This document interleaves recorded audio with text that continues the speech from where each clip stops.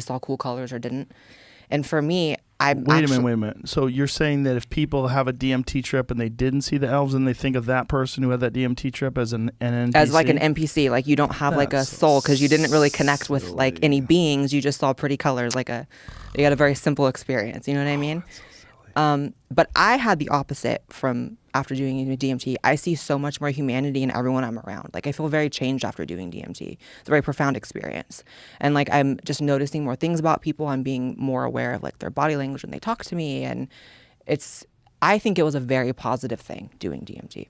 And my experience was the closest thing to a spiritual experience I've ever had, because I've never been a person that's been terribly connected to like anything larger than me. I'd never been religious, never been spiritual. And I'd say it was the closest to like a spiritual thing for me. I think it is a spiritual thing. Yeah. I think it's an undeniably spiritual thing. That's the thing about it, is like it forces you to think about love and connection and the bonds that people have with each other in a way that you don't get from anything else. The powerful experience of a transcendent psychedelic moment is it's not like anything else you experience in life, other than maybe like a near-death experience.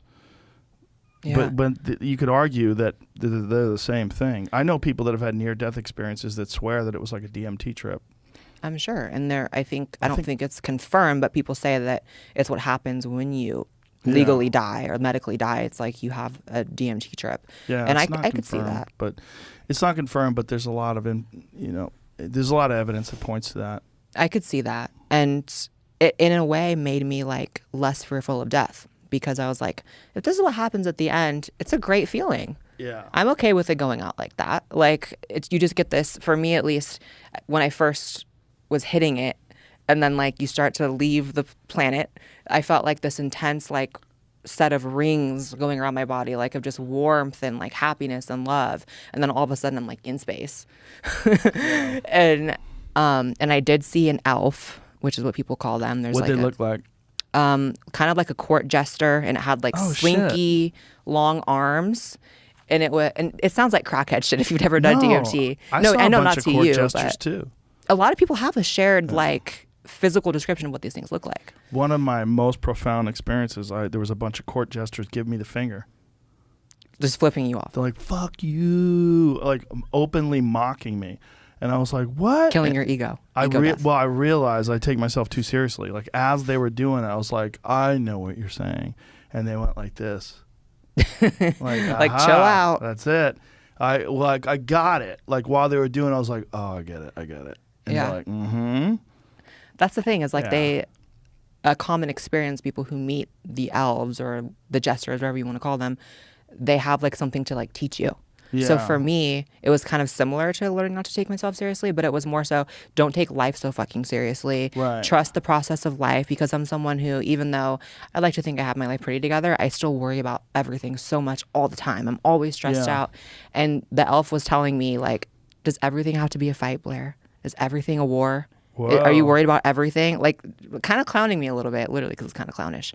Like, really? Is everything that serious? Yeah. And I was like, yeah, I'll just chill out. Yeah. It was like that simple. I was like, okay, I'll chill. It's good that you can grasp that and have that experience and learn from it, because a lot of people can't, and that's when they have bad trips, because they try to fight it and they try to resist. No, I'm not fighting anything. And then all of a sudden you're in this fucking death spiral. That was my mistake with shrooms. Oh. I did shrooms about a year ago. It was actually when I was evacuating LA because of the riots. Went up with some friends in the mountains. Let's do shrooms. And it was my first time doing it. And the person who was supplying said shrooms basically gave me a huge plate like this big, stacked it, covered it in shrooms, and said, eat all of them, which is very irresponsible for someone's first time. I don't know. I just know it was a plate covered in shrooms. Show me the size of the plate. Give me an example. Oh my God! So this is it was like a dinner plate, like when you go to like Ruth's Chris and have a steak. Yes, but it was shrooms, and I have never done shrooms in my life. I had no, because until you do a psychedelic, you have no concept of a psychedelic. Right. Like weed isn't anything close to it, not even the same planet.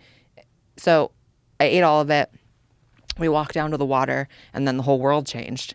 But the difference between shrooms and DMT is, like, to me, with shrooms, you're still on Earth. Even though Earth's heavily distorted and That's because you have your eyes open and you're walking around. That's true. DMT, you leave Earth. If you were in silent darkness, if you were alone by yourself in the dark and you were laying down on mushrooms and you just closed your eyes, it'd be very similar.